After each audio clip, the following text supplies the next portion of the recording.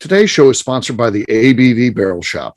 The ABV Barrel Shop is located in the St. Louis metro community of Arnold, Missouri, and is the world's first single barrel only liquor store. This business is owned and operated by Steve Akeley and Jim Fosnot.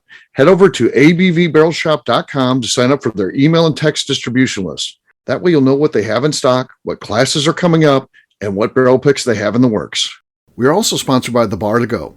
The Bar to Go offers a fully customizable carrying case that allows you to take your favorite distilled spirits or cocktail ingredients with you. Whether you're looking for yourself, a customized gift, or logo items for your business or event, The Bar to Go can help. Check them out at thebar2go.com. Use the number 2 when you type out The Bar to Go.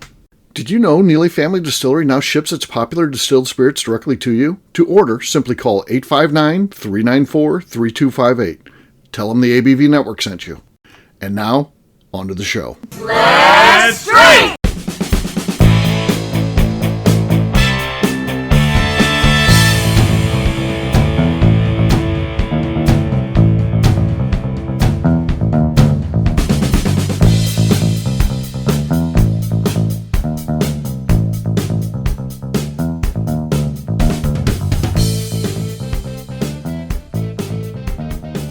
Welcome to the Bourbon Daily, the podcast about everything bourbon delivered to you every day of the week. Today on the show, we discuss bourbon history and the new book let me start that one over. No, just keep going. No, I'm starting over. It sounded good. Steve, I'm starting over. You're not doing this to me again. First of all, how am I doing this to you? Because I'm always like, I'll start over. Like, no, let's just keep going on. No, we're going to start over because I want it to actually sound good. Okay. Welcome to the Bourbon Daily, the podcast about everything bourbon delivered to you every day of the week. Today on the show, we discuss Bourbon History, the new book from Andrea Holak. My name is Miss Beka Sue. Please join me in welcoming my co-host, Steve Akeley, along with our special guests, Demetrius Kane, Andrea Holak, and Wes Harden. Hey, gang, what's up? Howdy. Hello. Hey, so yeah, we're going to have a fun show today. We're going to be talking to Andrea about her new book. We'll get to that after the break, though. For right now, Wes said there's something he wanted to talk about. What is that, Wes? So we are less than a week, or right at exactly a week from Christmas Day, and I was curious. Do you? As you're listening to this audience, as we record this, as we're recording, that's correct. Yeah. I'm sorry. Do you like giving gag gifts to your family, and if so, what's probably the closest to, or a gag gift that maybe has gone over the line? A gag gift that's gone over the line. Gag gifts for sure. Like funny gifts, I think are that's the best. I think that they're way more fun than expensive gifts, like funny ones. Like every year I was giving my brother something from that had Jeff Goldblum on it. Like every year, like he was getting shower curtains. He got a 2-foot tall Jeff Goldblum cutout. He had socks, he had coasters. Where do they make all this Jeff Goldblum merchandise? A lot of it's from Etsy. Okay. Which would make sense. And then this year, I hadn't got him one last year, but this year I got him a keychain that says "Life Finds a Way" on it. So it's just been a continuous thing, but it's never gone like awry. Per se. I think that the funniest gag gift I haven't given was Ashley got my brother a meatloaf. Okay. For Christmas, because he said he likes meatloaf, so she went to an actual Boston market. Yeah, well, she went to an actual like a butcher shop that makes pre-made meatloafs in a tin, and they're frozen. And so she went there, she wrapped it, put it in the freezer, and then brought that out for Christmas. But it didn't go over the line. It was just funny. Okay. As one does. There was a cutout of meatloaf that they gave him. That would be that would have been funnier. Just meatloaf every single year. Yes. The funniest joke that probably may or may not have been over the line, I don't know, but it didn't happen. It got messed up. So, but it was all set up. So my buddy, his friend, one of his good friends, bought the house next door to me. Now the house next door to me had kind of, they quit caring about their pool for some reason, and it was basically filled with swamp water. They didn't close it for a couple of years, and there was frogs and stuff living in there. and it was very nasty. Well, this guy buys the house, and I guess he got a good deal. The main owner died, and there was another one over there, and that person moved out, and so. And then the pool went into worse place, but it was basically you couldn't see in it. It was an in-ground pool, couldn't see in it or anything. And we were gonna have some fun by putting a giant dildo in that pool. And when he drained that thing, that was going to be in the bottom of there. But my buddy secured it, and then we were going to be playing cards. He was going to bring it, and then I was going to take it and then fling it in the pool, and then they were going to clean it out the next day. And we were playing cards, and he shows up. He's like, "Oh shit, I forgot it." So I don't know. He somehow secured this thing. He said, "Don't ask any questions how I got this." And then I don't know. Then he forgot it, and his wife was home alone with her. I don't know if that has a place in the story. It's dangerous if you're just like leaving random sex toys around and don't explain that to your wife why you just have one all of a sudden. Why did I find this? Why did I find the baby arm in your glove compartment? Yeah. So you think you'd have been glad to get rid of that thing, but somehow maybe he found better uses for it, Steve. It never came up again. Like what happened? What happened to that thing? Did you tell Jim that you were telling the story on tonight? This is like an old high school buddy. So yeah, way to cover for Jim. No, it was my buddy Charlie. So that's the one who was bringing it. And it's his. The guy's still my neighbor that's there. Man, that would have been epic. That would have been because I think he had a pool company in there, and they'd have been on there, and then they'd have found that thing. They'd be like, "Well, we did find something in there." I just stuck in the vacuum. This explains the clog now. Yeah. So yeah, that's that. But again, it didn't happen, so it kind of sucks. I don't have any good stories beyond that. I know Becca's going to have a good one. She asked the question. Oh. Wes asked it, but Wes the biggest funny present story or joke present was I sent Royce Neely a gag present just as a joke in December of 2019, and now I'm married to him. Oh, there you go. That's a joke that went too far. That one went too far. Andrea, how about you? You ever give someone a joke gift? Yeah, a couple of years ago, my friends and I did this gift exchange where we got it off of this. The agreement was we had to get it off of this joke website where everything on there was just like absurd. And it was like wish.com or something where they actually had some okay stuff, but it was like, who can find the most ridiculous thing? And that was what we were exchanging. And so I ended up getting like a fanny pack that was a hairy man's belly when you put it on.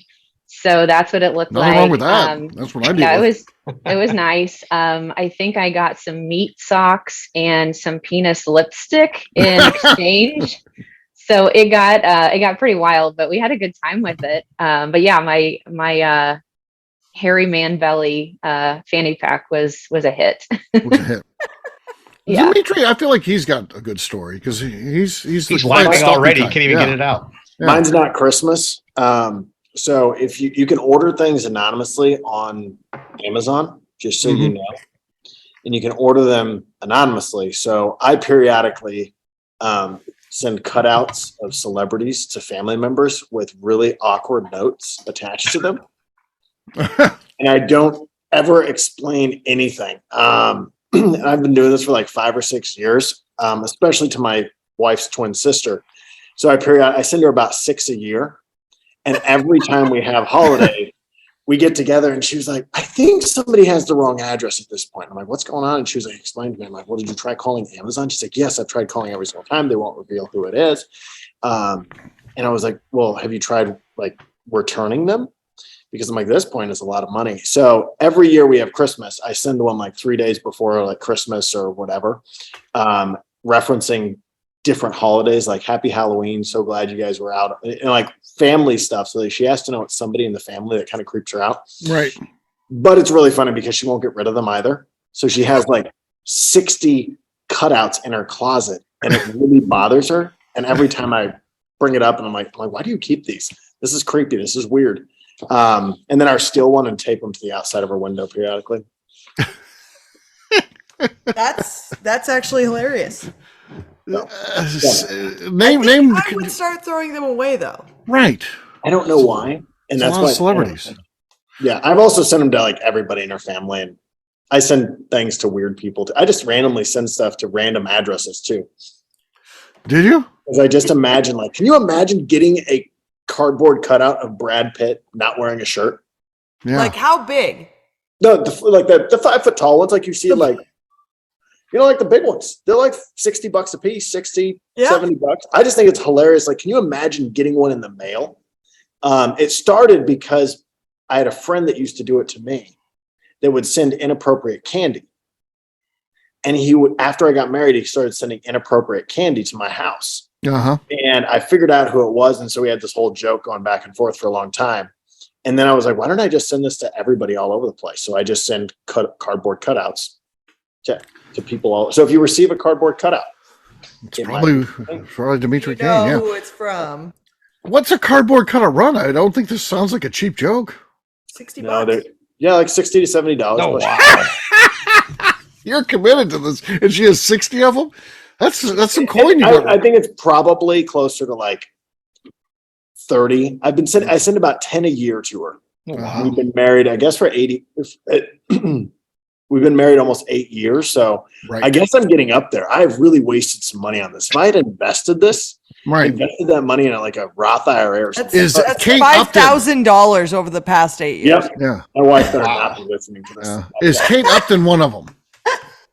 And if so, can you grab that one next time you're at her house for me? Okay, I will see maybe we'll just send her Kate. I don't think I have, but we'll send it. How about we just send it? Send her Kate Upton. Sure. Yeah. Sure. All right, Wes, you asked the question. What are your thoughts?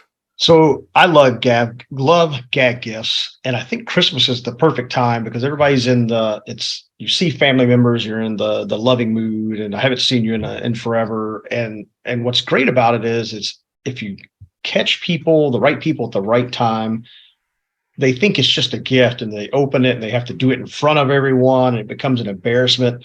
So I'm on a couple of years roll. Last year I got my mom. So my mom is like this sweet Southern Kentucky, Southern Baptist, go to church kind of woman.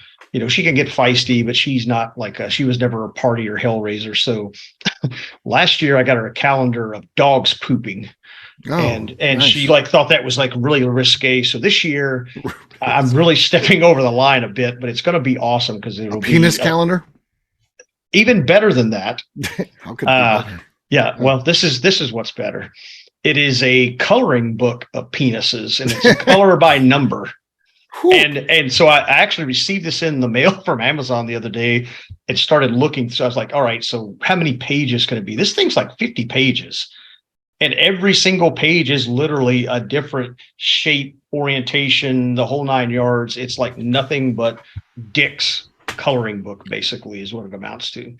So we'll see how that goes. I may be disowned and maybe out of the family will, but I like Giving that pushing to your mom is that's even, something. like, That's something. well, I'm going for shock value here. What I'm really going for is my dad like falling out of his chair, and because he'll think he's more like I am. He'll think it's the funniest thing ever, and giving it to him is not really the same type of same type of thing.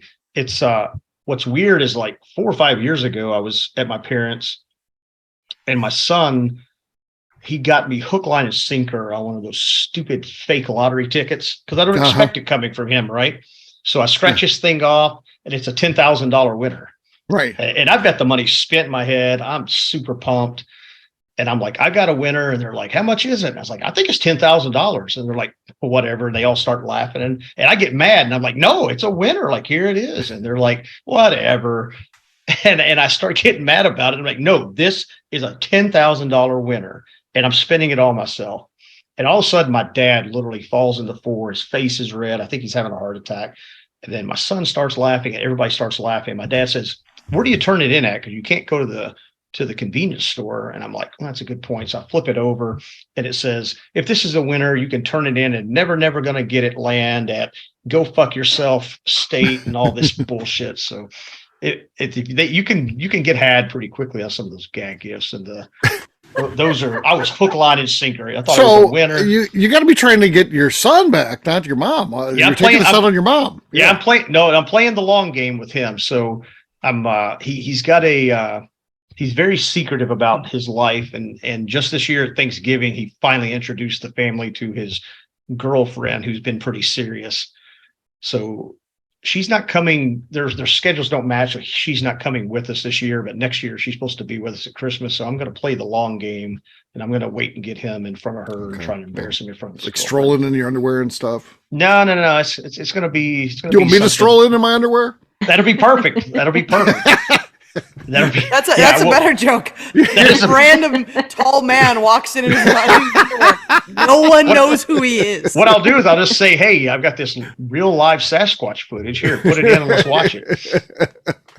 What if your mom gets into this and she starts coloring them and giving them to you and like framing them and say, "I'm going to send them to Demetri so he can give them to his cardboard cutouts as gifts." Okay. Here we go. We'll just tape them on. Fair enough. All That's right. perfect. Well, guess what, gang? It's time to drink. What is everyone drinking? Let's start with Wes. Wes, looks like you're ready to go there. What do you got? Yeah, I'm not doing cork pop tonight. I've got a sample, or it's more than a sample, but it's what's left in a 1983 Chapin and Gore, Okay. 93 Dusty, 93 proof. That is. It's I was going to say it's 1983, 1993. Yeah, it's 83 Chapin and Gore. It's 93 proof. Sorry. 93 proof. Okay. Yep. Fair enough. All right. Miss Beka Sue. I've got some Hidden Barn here. This is batch 4, which I finally got to taste this week. I hadn't even got to taste it. Okay. Okay, that's our lead. Pretty good. That was Pretty good. solid. Could be enough. Andrea, what do you got? I have some Resurgent that I picked up when I was in Pennsylvania last time. So I'm going to give that a try. Yep. Oh, that's our lead. That's going to be tough to beat. That'll be tough to beat. I've got from Hard Truth Distilling, I've got some Bottled and Bond Indiana Rye here. Nah, nothing there. Nothing there. Andrea has the lead. Demetri, you're last but not least. What do you got, buddy? So I should probably just like recant myself right now because I'm not going to beat what Andrea had because It's true. That was fantastic. I've got a little bit of Sazerac rye just because it's winter and I like rye, so might as well enjoy. No, nothing there. Nothing there. Not a thing. No, not. So, cheers, gang. Cheers. Cheers. All right. We'll take a quick break. And then when we come back, we're going to be talking to Andrea about her book, Bourbon History. We'll do that in just a few.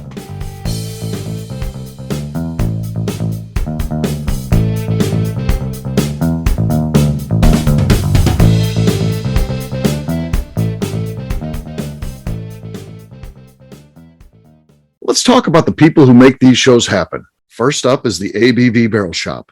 It is the most unique shopping experience in the world of bourbon, as the ABV Barrel Shop only sells single barrels. Owners Steve Akeley and Jim Fosnot select. With over 100 distilleries on board to sell us barrels, we are home to the most unique and diverse barrel pick selections in the bourbon world. By signing up for our email, you will always know what we have in stock. In addition to the single barrels, we'll have a gift shop featuring ABV Barrel Shop as well as ABV Network merchandise. We are partnering with vendors like Art Eatables and Old Man Bay Signs to bring you unique items you can't find anywhere else.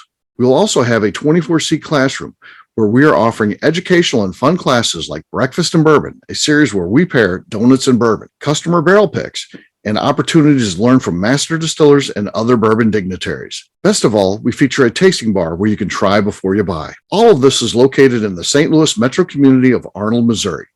If you are in the St. Louis area, please stop by to say hi. If you're traveling in from outside the area, please take advantage of our hotel rates with the Drury Inn and Pear Tree Inn, less than a mile from our shop. This can be done via the links in our Visit St. Louis section on our website. Head over to abvbarrelshop.com to plan your trip. The ABV Barrel Shop. It's where single barrels live. Hi, this is Steve Akeley, owner of the ABV Network. We're sponsored by the Stave and Thief Society. This is where you, a bourbon enthusiast, can expand your knowledge and emerge a bourbon steward. In 2017, I completed my Executive Bourbon Steward certification. It's the most comprehensive bourbon certification program available and connects you with an expansive network of bourbon enthusiasts and professionals. Check out the full listing of in-person and online certifications and join the society today by enrolling at staveandthief.com. Okay, let's talk about the Neely Family Distillery. In 2018, I met Royce Neely at an industry event. He started appearing on our shows, and we became friends during my frequent trips to Kentucky. Today, he is amongst the leaders of young distillers leaving their mark on the bourbon industry. A visit to Neely Family Distillery yields insight on their unique family history, why their products are special, and gives you the opportunity to taste their whiskey, moonshine, and creams. Check them out at NeelyFamilyDistillery.com or visit them in Sparta, Kentucky.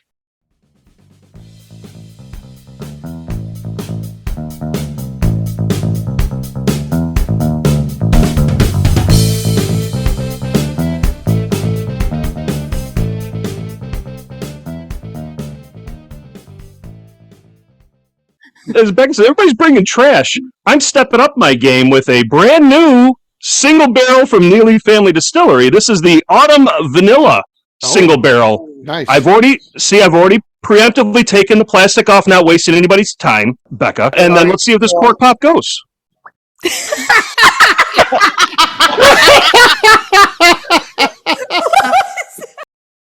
Welcome back to the Bourbon Daily. Today we're talking about the new book, Bourbon History. Yes, we are. So, Andrea, you have a new book out. Tell us about it. What's this book all about? I do. So it is. It's been a lot of fun to put together. It's called Bourbon History, and it's a compilation of a lot of my columns. I write every month for the Bourbon Zeppelin, and it's a compilation of 70 of those columns, and then it's got 10 new columns or 10 new articles that are added onto that. So 10 new fresh ones, so 80 total. Yeah, very nice. And it covers a gamut of different things. I was trying to describe it to my mom earlier, and it was like, well, there's a little of this and a little of that. So it's really just 80 different topics that range from history of cocktails to history of people to Collectible items. Yeah. Yes. So it does cover a lot of different things. Yeah, what I like about it, it's one of those books, because while it's, 280 pages or whatever it is, it's a big book, but at the same time, you don't have to sit down and read it. You can just pick out a story. Because you don't have to read it beginning to end. You might look at the table of contents and be like, oh, this sounds cool. I'll read about that. And then it doesn't matter if that's story number 14, and then you want to jump to story number 56 and then back down to 4. They're not, each one has a beginning, a middle, and an end, and that's a complete story. So it's kind of cool. Right. Yeah, I do like that about it. It is something, if you want to just pick out a few ideas and read only about cocktails, you can pick out the cocktail articles or, different things. And it's just a pretty condensed read. And each one has a short chapter that you can pick up and read. And I think it reads pretty easily. Yeah. And we just did a signing event at the ABV Barrel Shop, and we had a lot of people come in for that. You were busy the whole time. It was fun. I had a lot of fun with that. And yeah, it was great to see some people, see some old faces that I knew, meet some new folks that I hadn't met before. So yeah, I had a lot of fun with that. Definitely a great day. Very cool. What do you guys want to know about the book? What story is your favorite one in there? My favorite story is probably, there's so many stories in here. I did one about whiskey tokens, and it was like the little spinner tokens. And I didn't know much about that, but my brother actually found one that was cool and gifted it to me. And so that kind of sent me down a rabbit hole of like trying to learn more, trying to collect additional tokens. So I did some research on that, and now I'm just like addicted to finding these tokens. So they're just all so cool and different, and they've started remaking some. Like current distilleries will make some and give them away as promo items, but I just love the whiskey tokens and the history behind the whiskey tokens. So I think that's probably my favorite story. I also liked. So I'm an Illinois girl at heart. I was born in Illinois. That's where I currently live. I loved learning about the history in Peoria, Illinois, and how it was like the bourbon capital of the world for a while. So that was really cool, just hearing, I've visited Peoria, 1,000 times and didn't know all of the, just how deep the bourbon roots went there. So that's probably my favorite, those two stories are. Yeah. What was your, I guess, the part of the book writing process that you liked the least? What was the hardest part to get through? I think so. So overall, it was a fun process. It's cool learning the different topics, but it's the discipline to sit down and know that you have so much to get done, so much to write. And I think it was just that part of it where it was just like, okay, got to get this done, that felt the hardest to get through. So most of them were columns, so it was easy biteable chunks to do, but just the final grind of getting it across the finish line, I think it's just discipline. I'm terrible with that. To Andrea's credit, and this is not an easy thing to do. Certainly Wes can weigh in on this. He's written for me before. Andrea's been with me writing for Bourbon Zeppelin since 2016. So I think like issue number 2 or 3. I mean, very early on. And so that publication started in June of 2016. And Andrea, I think you were there by August, maybe. So and literally put out a column every month, never missed a month. Everyone else has taken vacation time, and that's fine. Again, Bourbon Zeppelin writers aren't paid, so it makes sense that Andrea's never taken a month off. She's always written her article, always turned on time. And that's why, I pitched her the idea of publishing the book. I mean, she's done a great job for me, and this allows to preserve those stories in a little bit different way. It introduces it to new people. I mean, you see the people at the shop; those are all new people. I saw Andrea had, family come in, had friends come in, old friends, people that she hadn't seen in a while, came in to see this and be a part of it. So it was a cool thing. And, they'll be reading those stories now. And I think it's pretty awesome thing, pretty powerful. Now, Demetri, what do you want to know about something like that? So what was it that inspired? So I know you've been doing the Bourbon Zeppelin for a long time, but what was it that kind of got you, started in kind of the history of bourbon? Like, what was it that inspired you to start writing in the first place? That when Steve asked you to take it up, and then because I let anybody write about whatever they want. That's the other thing. We're not paying them, so I can't be like, you got to write about this. That's how it is. Yeah, no, that's a great question. So I grew up in Illinois, very rural Illinois, on a grain farm, a livestock farm, and it was a lot of the connection that bourbon has to sort of those farming roots, and the just tied to the corn, tied to a lot of that production that was really interesting to me. And that's where when I started diving into it and learning the stories, that is what really just connected with me. I mean, my family's been corn farmers for generations, and it was neat to learn about how when people came across and settled, they needed, something to do with that excess corn, and then how it all just sort of developed. And now here we are, with all the specialty brands and aging and all, everything that makes bourbon great.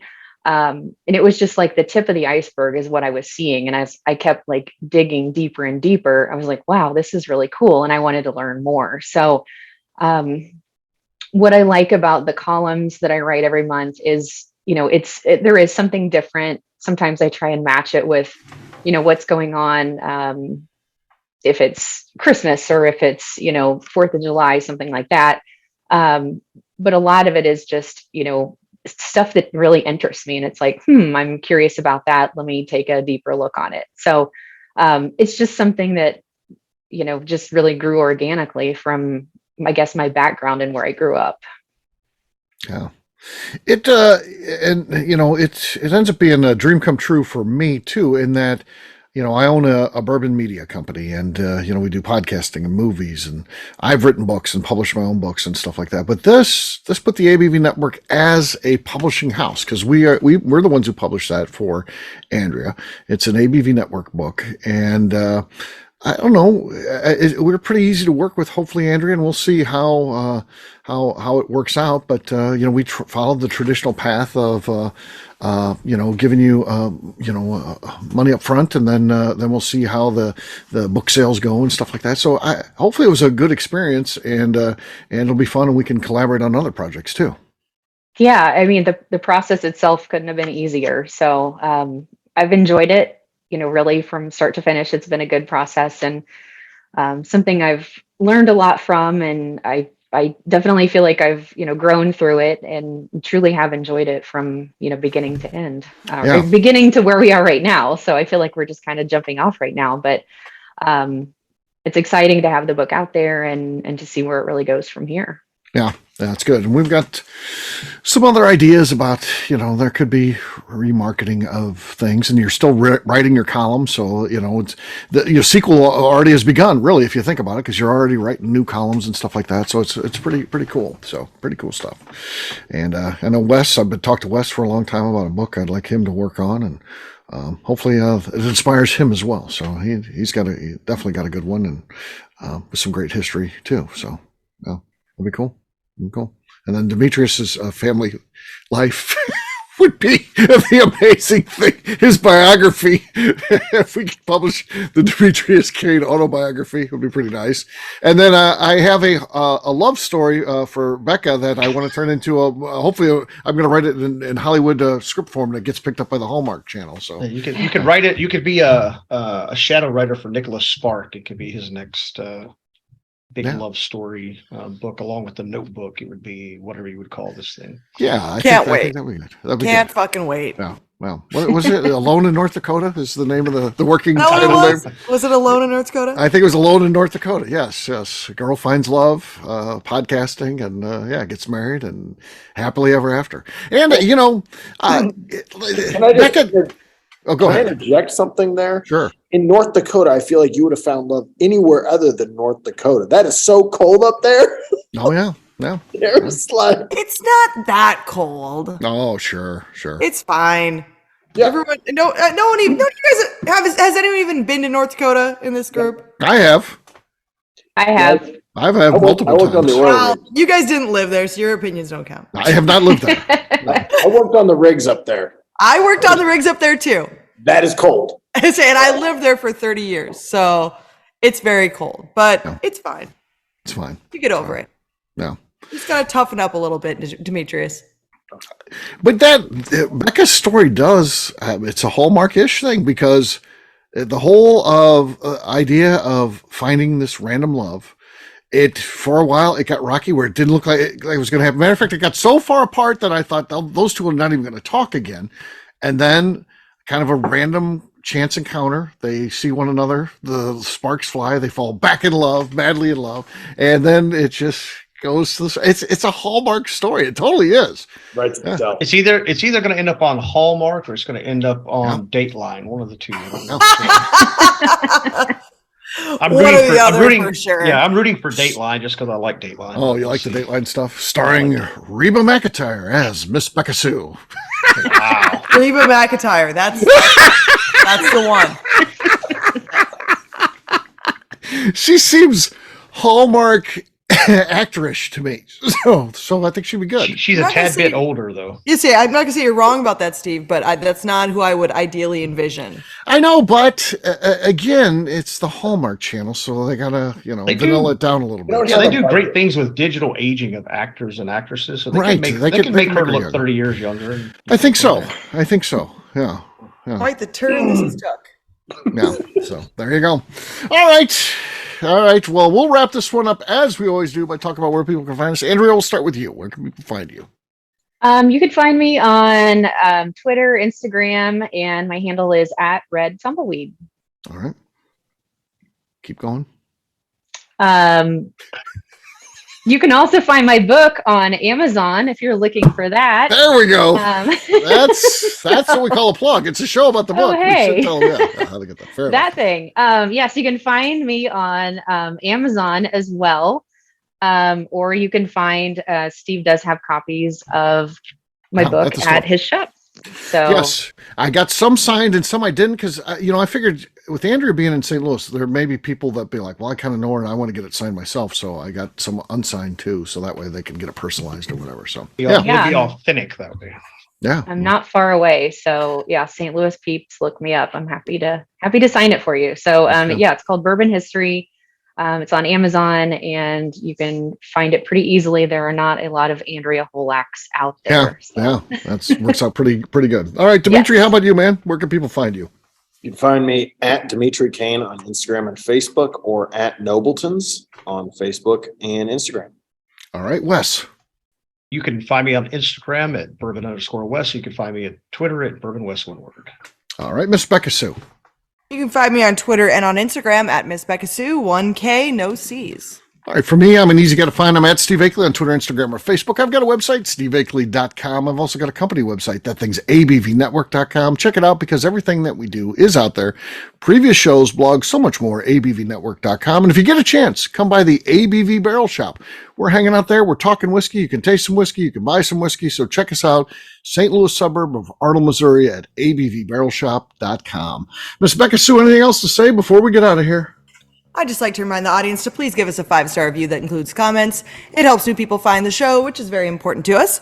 If you like what we're doing, we ask you please visit our Patreon page at patreon.com/the ABV Network.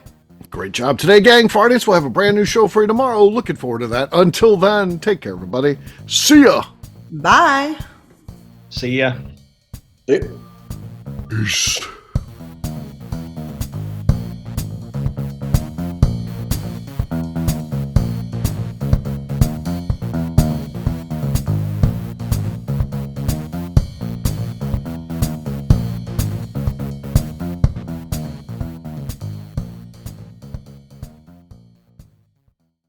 Before we finish the show, let's talk about some great companies that support the ABV network. First up is Moonshine Still Pro. Moonshine Still Pro has a full line of products to help the home distiller.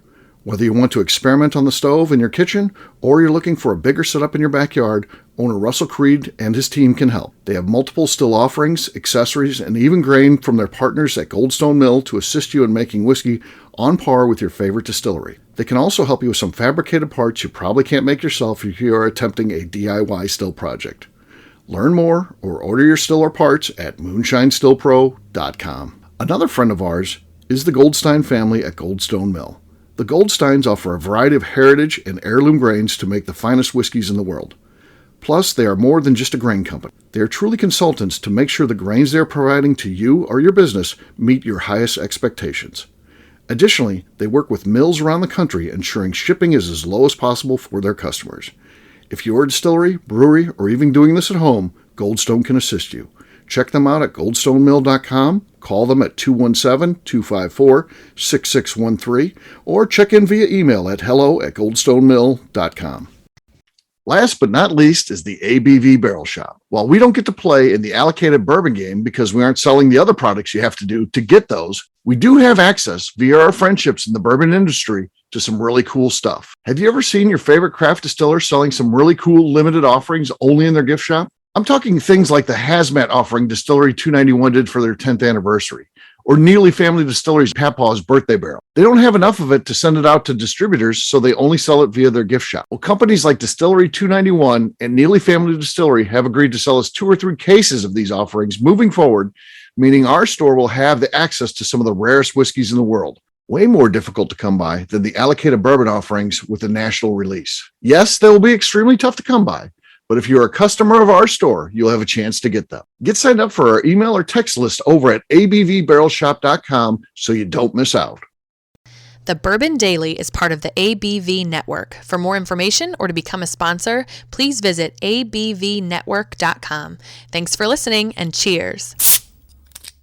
This has been a Steve Akeley production.